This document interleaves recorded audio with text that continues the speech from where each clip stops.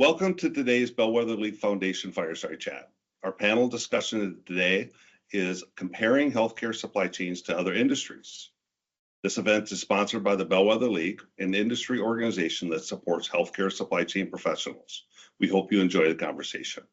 I am Tom Harvey, Senior Vice President and Chief Supply Chain Officer for BJC Health System. I am joined by two esteemed colleagues, Dan Hurry, President of Advantis Health Partners and Chief Supply Chain Officer for Bon Secours Mercy Health, and Dov Shrankman, Vice President of Global Supply Chain for Medtronic. Welcome, Dov and Dan. Thanks for being here today. Thank you. Thank you, Tom. Yeah. Appreciate the opportunity. Yeah, let's start with getting to know you a little bit better. Can each of you share a little bit about your current role, your career, and yourself? Dan, we want to start with you? Sure. Thanks, Tom, and thanks again for putting this together. Sure. As Tom noted, I'm the Chief Supply Chain Officer for Bon Secours Mercy Health and the President of Advantis Health Partners.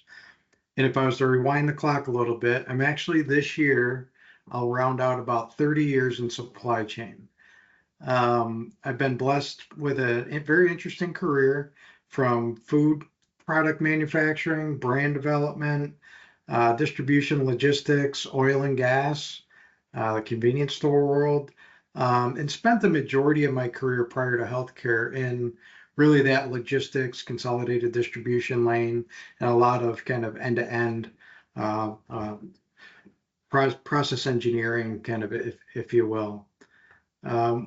Shifted into healthcare while I was in Texas, living in San Antonio, and made that change due to an odd personal healthcare experience I had with cancer, and I thought it was a failure in some of the supply chain aspects of how my care was managed, and it became a calling to me to jump industry and come into healthcare, and it's been a blessing ever since.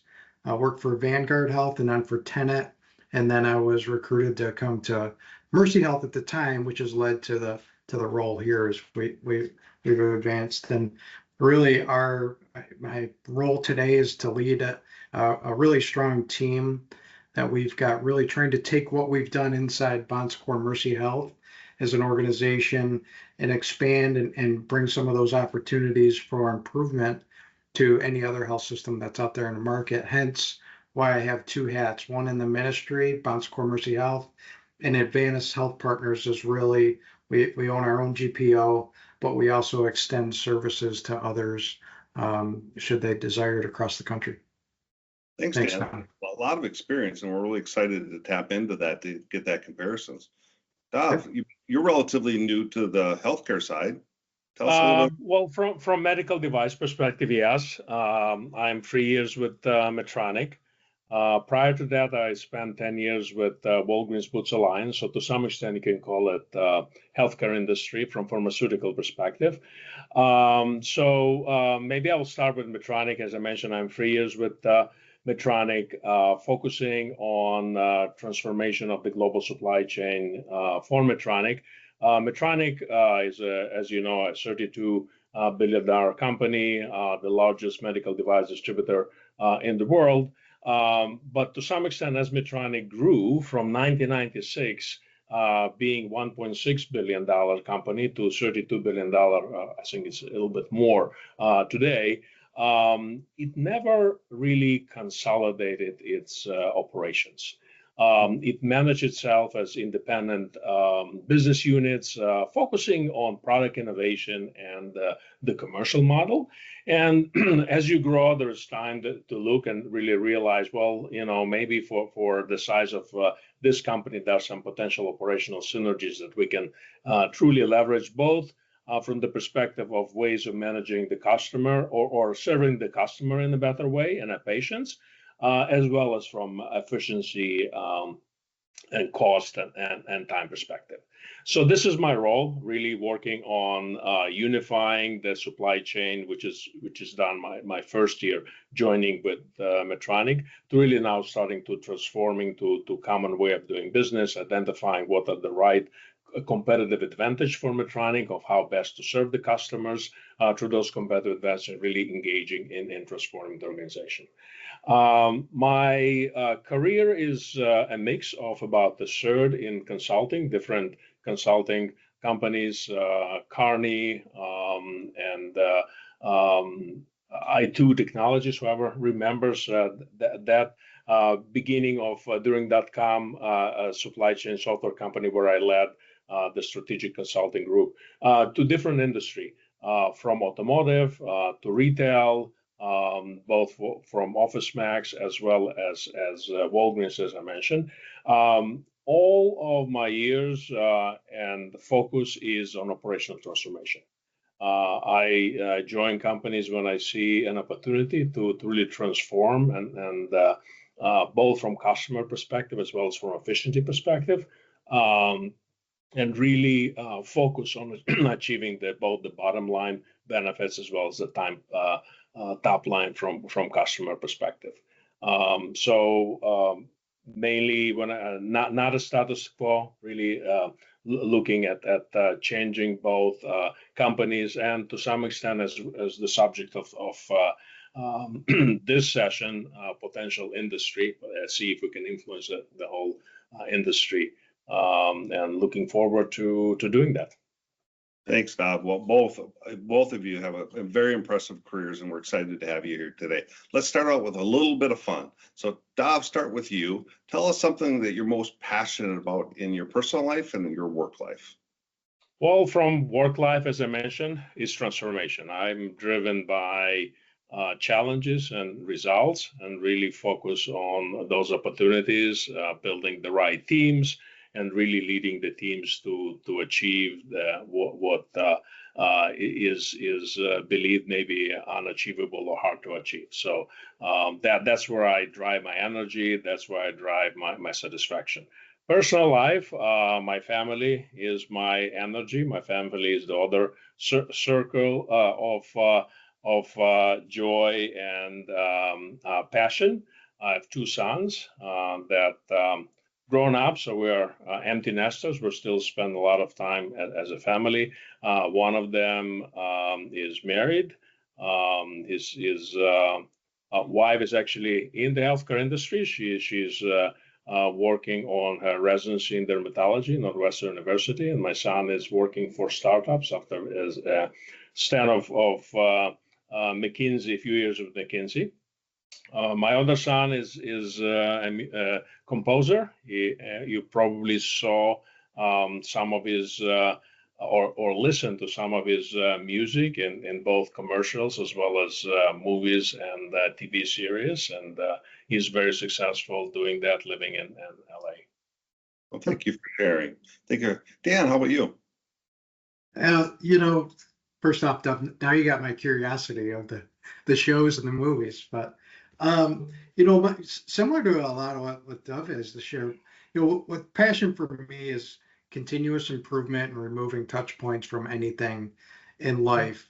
And I kind of see it as it transforms both personal and professional, but I believe in really continuing to look at anything and everything, and how do you reduce redundancy or any factors that lead to waste?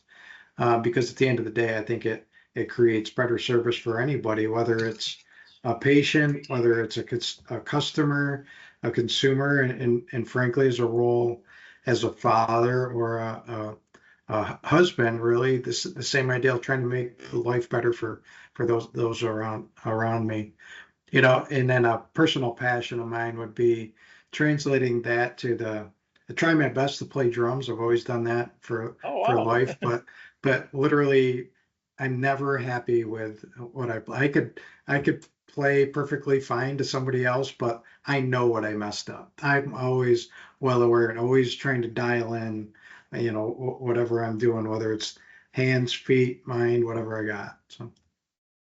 Well, thank you. And you guys both touched on a lot of what we're going to cover today is healthcare needing to transform and really get the benefit for our patients, our customers, and for our team. So really looking forward to this. Let's start out with you, Dov, and tell us some of the key differences you have noticed between supply chains and healthcare and other industries. Well, it's quite significant. The differences on both the structure and the processes and the amount of waste that you see in the healthcare industry as compared to other industries. And to some extent, the healthcare industry is much more fragmented than some of the other industry. They don't have a central player like in automotive or in retail that can take the role of industry orchestrator. And also, it's lacking some of the bodies that the industry creates together to start formulating some of the rules by which some of the processes from supply chain perspective, other absolutely well organized from the patient care perspective and other regulatory aspects, but not from supply chain perspective. So I found the healthcare industry much more fragmented, both from system perspective and processes perspective, not orchestrated centrally through all the aspects from the providers as well as throughout the different legs of the supply chain from distribution and manufacturing perspective, and also lacking some standards to orchestrate the processes to make them much more efficient. Yeah, certainly something we've noticed. I think the largest healthcare provider in the United States is well below 5% of the total market, and it's a very fragmented market. Dan, how about you? I'll just build off of what Dov said. Same idea, and I always bring it back to some fundamentals where as Dov said, the orchestration doesn't happen, but I think some of the fundamentals that are missing in this industry that I remember stepping in and just being completely shocked with is we don't have a common language that we can build. And I always like to use this simple analogy that you got to start with an alphabet, then you can build a word, a sentence, a paragraph, a story.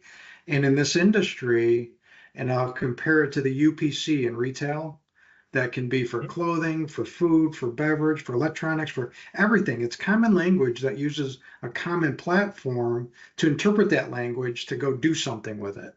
And as we well know here in this industry, that doesn't exist. Even at its best, I think I saw a stat that 46% of product that's distributed across the United States today in healthcare has some UID associated with it, but not necessarily all the same. So, I mean, we are very far away and antiquated. Share that, Tom, really just to say, in other industry, when I was in retail, we really didn't think about analytics the way we do within healthcare. And what I mean by that is we never thought about how are we going to go gather the data to then go make a table of some sort, to then go interpret that, to then go make a decision. We just really looked at it. We didn't have to do all that. It was more like strategically, we'd like to know what if we did this or that. We're much more advanced than what ifs and how do we do this, what do we do that. It was never about how do you gather data, how do you interpret data. It was more how are you going to use that data to go make some smart decisions. And as Dov shared, thinking about aggregation, I'll use, because really when I first came into the working world, so rewinding the clock 30 years, the company I worked for, we were a private labeler to Walmart, and as well as a number of other organizations. And when you're on that side of the equation, and again, I'm going to say this goes back 30 years, and they always knew what was flowing through the shelf, and they'd feed back to manufacturing what was happening, how to replenish, when to replenish, what's the code life, what does it look like, how to do it. We're getting those data feeds. At that time, there's 15-minute intervals. I would imagine today it's probably real time, but the fundamentals are just much further advanced than what we do today. We all know we're more of a reactive marketplace than the proactive and some of that other world that really helped that end-to-end supply chain. So I'd go back to those fundamentals, like I said, language, and then that language to build platforms that we can talk intelligently about what we do. And then absolutely. Couldn't agree with you more. And I think that a lot of the work that we do is cleaning up bad data, and it distracts from the work that we really need to do. Solid advice. Along that line, a lot of our healthcare systems across the country have made a commitment to make the changes necessary to be more reliable and resilient. Have you seen any early evidence that this is actually materializing? I'll start with you, Dan. what I would say, Tom, is I think people are doing the right thing, but I would say that I haven't seen anything materialize. But I think the right discussions are taking place. People are starting to advance, the thinking, starting to advance where we should go. And I'll just use the example of what happened with the IV issue this fall as a near and dear issue across the industry, right? Um, so right discussions, right thoughts. I think the right people are getting around the table now, but I'm not sure that I've seen any great evidence that we've fundamentally changed the industry and we're starting to shift things. Not yet, not yet, but maybe we've got those leading indicators that are starting to take place with the right minds coming together. Bob, you have any thoughts? I would agree with Dan. I think that we're starting to see the effort, and I think that COVID kind of was the beginning to amplify, obviously, the IV issue that you guys face, and to some extent actually impacted us because of the number of procedures that were canceled. We are really engaged to really understand what are the single point of failure, what are the risks, both because of geopolitical aspect, but also from a supply reliability perspective. I think that a big two maybe factor that determines the speed of some of the changes. One is that the complexity of the industry. Second is that it is a regulated industry. And in order, for example, to make a simple change of a warehouse of a supplier, the amount of certification and licensing and the approval that we need to get in order to do that is quite complex, and it adds time to the process. But definitely a lot of efforts to really understand and try to identify the risks and work on mitigation strategies. Thank you. Well, you touched on a point, Dov, if you can, we can have you expand on it, is there's a lot more regulation coming down the pike as well, with potentially with tariffs. There's a lot of European environmental conditions being put into place. What are some of the 3 to 5 regulatory things coming down for the next 3 to 5 years that we should be aware of?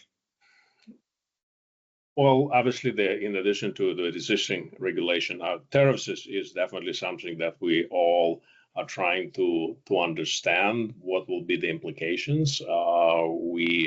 We are a global company with 750 countries around the world. Our manufacturing, we have close to 70 plants all over the globe. So the implications can be substantial, although we don't really truly yet understanding what's included, what excluded, and what will be the impact of the tariffs.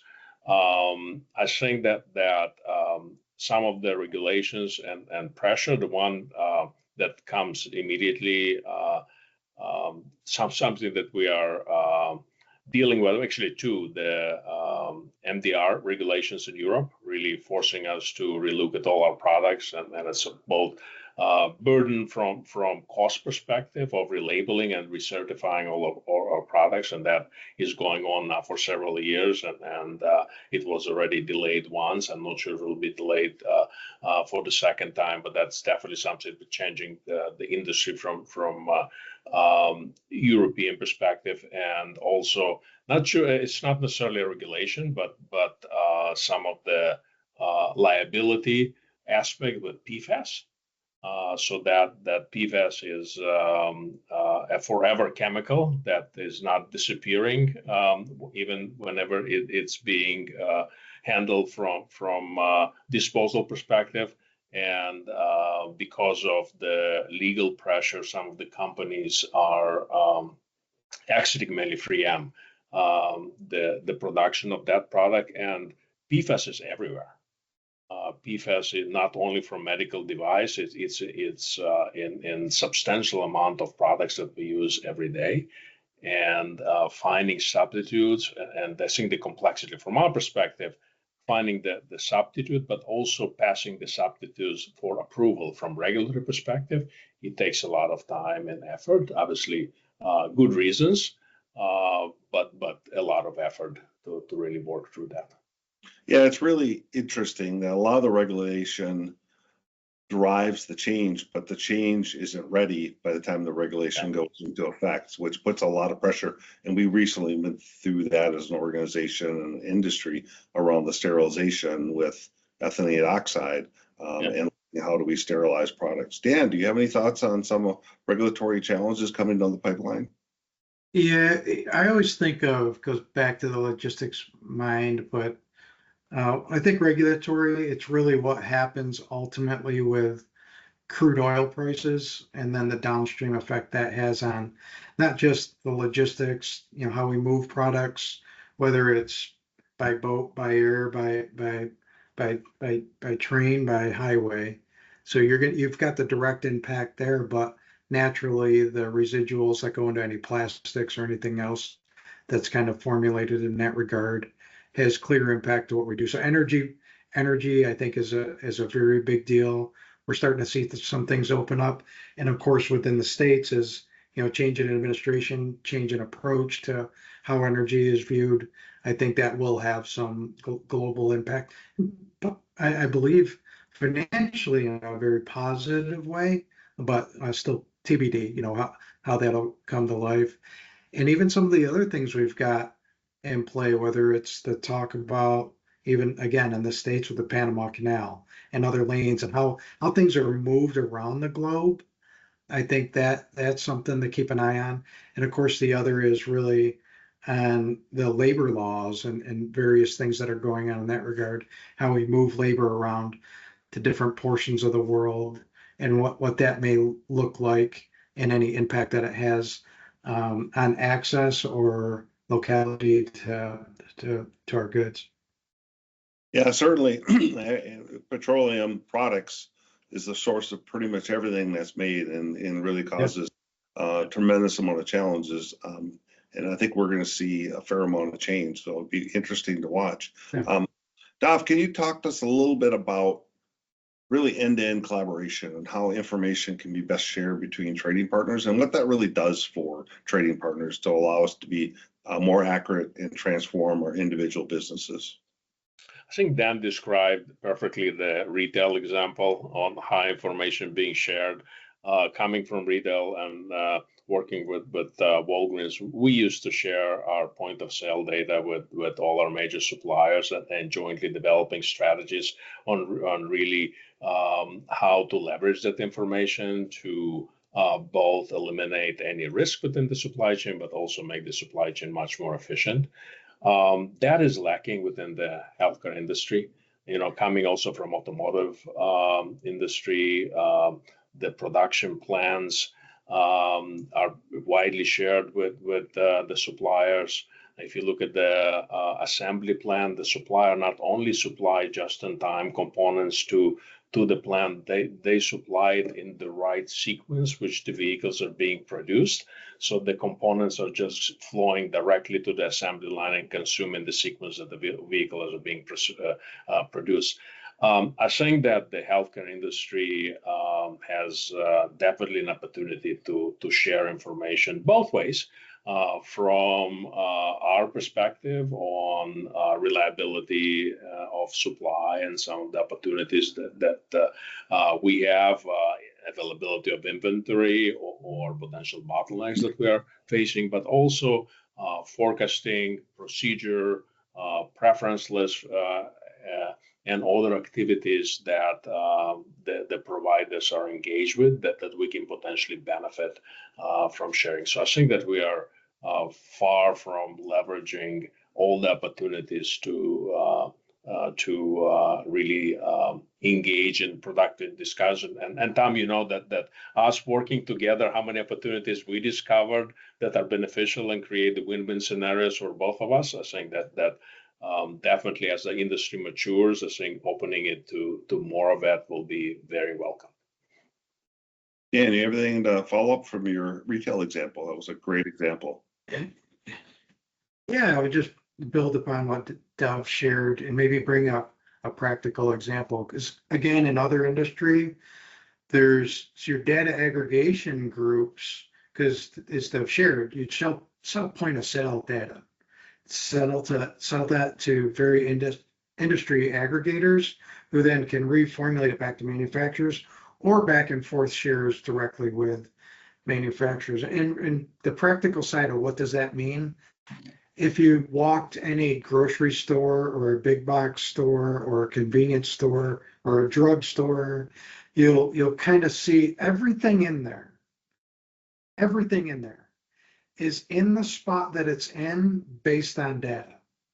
It's not because the store manager thought this would look nice on the top shelf or this would look nice on the bottom shelf. There's always like a little store manager area typically in a spot, very minimal. But generally speaking, it's data driven where things should be placed at eye level. Do you have to reach, whether it's left to right, these planograms that take place in retail. Not only is it that it's consistent within, say, a chain of stores that you'll see, but if you really look at it from competitor to competitor, there's actually consistency there. If you walk a cereal aisle at a Walmart, an H-E-B, a Kroger, an Albertson, or whatever, they may have subtle differences, but generally speaking, the data is saying the same thing. The consumer wants this product, and then manufacturers kind of fight for position and then play out there to drive consumer behavior or react to consumer behavior. It's usually a dance between the two. You're driving it and you're reacting to it. So you spend more time in those industries collaborating to optimize relationships. And as Dov said, the side benefit is all that data then feeds production, manufacturing, forecasting, everything that's being bought and planned for, so it can then arrive on the shelf and always be ready for the consumer to grab. And we needless to say, we don't have that sophistication in our industry here, but when you do have all that data, you got consistent language, you got data that feeds consistently, you can start to get fairly consistent and creative, and you reduce things that don't make sense. Because the part you don't see in the retail is how many things failed and didn't make it, right? Because shelves are always full. You don't get to visually see that, but you churn and burn. You just keep what actually works. Yeah, what's fascinating, because what you're both are touching on here is we're stuck in cleaning the data and trying to figure out what the answer is, where the other industries are using the data to transform the business. And it's a completely different, it's a completely different mindset. Tom, think about it. We could probably rattle off, which we won't do on the podcast, but how many, there's a whole industry within our industry built up on cleansing data. It doesn't exist elsewhere. It just simply doesn't exist. It's a shame when you have to sell your data to somebody else to sell it back to you. Right. And then do it again in 6 months. And again, and again, and again. I'm going to shift gears a little bit here. And the historical healthcare, I would say, is at least 20 years behind the other industries, that we would cut a PO and throw it over the wall, manufacture, very little collaboration across that. And we would look at driving standardization within our organizations, but we never looked at it in the context of the end-to-end supply chain. So, starting to look at some of our trading partners, 90% of the products or 10% of the products represent 90% of the sales. So how do we start to align on an end-to-end to say, what does a company want to manufacture? What can they support? What do we want to stock? How do we start looking at that waste across the end-to-end? Because the POs we cut, the split shipments that we do, the payment discrepancies we have to work through, there's just a lot of complexity that I think that we could get rid of through more alignment. So Dan, let's start with you and say, what are some of the end-to-end opportunities that we can do around rationalization of the products to simplify the supply chain? One of the things we strive to do and work with the partners, our trade partners. Medtronic's one of our biggest, and have a relationship that is extremely open book. Share the data as we have it, how we consume, where do we consume, why do we consume, and collectively look at that to constantly reel back not only what maybe the product mix might be, but probably even a little more time spent on touch points between, cradle to grave, if you will, kind of review of why and where are we touching things and how do we reduce that? How do we consolidate distribution? How do we consolidate the data feeds? How do we consolidate the movement? But it really starts with, almost the theme of our discussion so far, sharing data and being very open with the data sets and trying to share that insight back and forth. I think when we look a little broader, like the macro healthcare industry picture, I think the bigger challenge we all have is that there's many of those examples in many different systems working with the same manufacturers, but not necessarily a collective to do it. The closest we get is probably through our distribution channels because they touch a heck of a lot more on a consistent basis. But it really goes back to that data collaboration piece and then speaking intelligently to what we see within the data. Thank you. Doug, you have any thoughts? No, absolutely. I think that collaborating and creating those win-win opportunities and starting to change the industry. I think that some of the other industries, fortunately and unfortunately, had some triggers that forced them to change. You know, the automotive industries with Toyota entering the market, the retail starting with Walmart and later Amazon. They didn't have a choice. Either they change, create the efficiencies, or go out of business. And unfortunately, many of them did. So we do not have maybe that trigger. Maybe we will in the future because of other cost pressure and etc. But I think that till that trigger comes out, creating those success stories with the hope that those become contagious to bring more and more partners into the play and organizing the industry for exactly the common languages Dan mentioned, etc. Will be hopefully the next chapter. Yeah, you know, I'm a big believer that either you fix your own house or someone else will, because it's just inevitable. Doc, can you talk a little bit about some examples of how health systems could collaborate better with their trading partners? I think that sharing information, really identifying and looking at the value stream and identifying what are the opportunities. I think that through different practices of talking about inventory and lead time, we are compensating for a lot of things through inventory, a lot of the inefficiencies. And I think that by looking at opportunities, identifying through collaboration, better information sharing, more timely information sharing, eliminating those ways of trying to compensate for those risks or unknowns, will truly start creating a lot of opportunities and really enhance the collaboration and efficiency within the whole value chain. Yeah. Dan, do you have any examples? What I'd add to it is we tend to ask the question of the supplier side, what are pain points that they have? And then we'll sit around the table and walk through, are any of those pain points things that we can impact?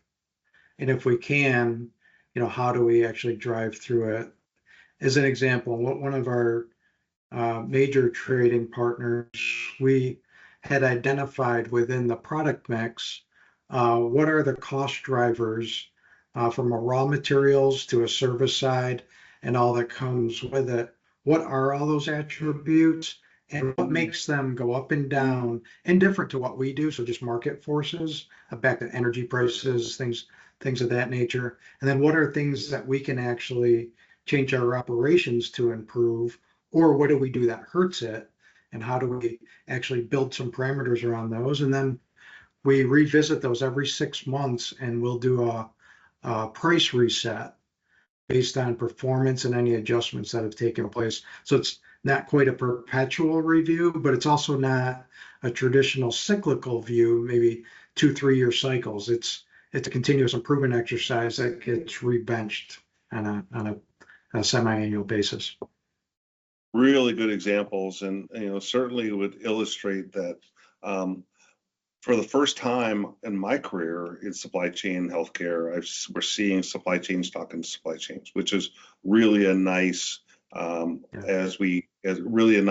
advancement as we start to look at how do we improve fill rates? How do we actually ship the right quantities? Can we consolidate shipments? Can we look at order quantities differently?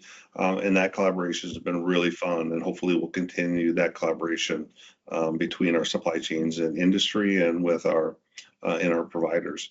We're wrapping up our time here, so we really have one question left, and really, we'll start, Dan, with you. What are some of the supply chain issues that keep you awake at night, and what are you most optimistic about? I always like to keep you awake at night question. We live in occupations that are continuously have a problem, so I don't know that there's much that keeps me awake. It's like a perpetual nightmare now. I'm just kidding. Optimism would be, I do, just like we've talked about, and you just said it, Tom. Supply chains are talking to supply chains, and when we start to see that, it's really, I've only seen it really start to really progress the last 3 to 5 years, I think, in a healthy way. We're getting on the table with all the trade partner supply chain leaders, the operational leaders, our own, even Medtronic put together the advisory council. These are things that did before. Now get to really collaborate on, what's the next level of advancement we should be doing. So, like, I think people make a difference, data makes a difference. So the more we're bringing those things together and advancing them, I think there's a lot of optimism to be had there. I think it's going the right direction. Having a look at what other supply chains look like, it can get very frustrating, the pace by which we move as an industry. But at the same time, it's promising to know it's done with maybe what I would argue is less important goods, but they're more advanced in supply chain. Like, if we can bring that into what I would think is more important, things we put in people's bodies, to help their lives improve, I think we'll get there eventually. So I think the day's coming. Yeah, I agree. It's important, noble work that our teams are doing. Dov, anything? Tell us a little bit about your nightmare, or maybe I about. think that absolutely. What gives me at night? I would absolutely agree with Dan on the first point. I think that working with the work we're doing with both of you and the potential that we have with the industry is really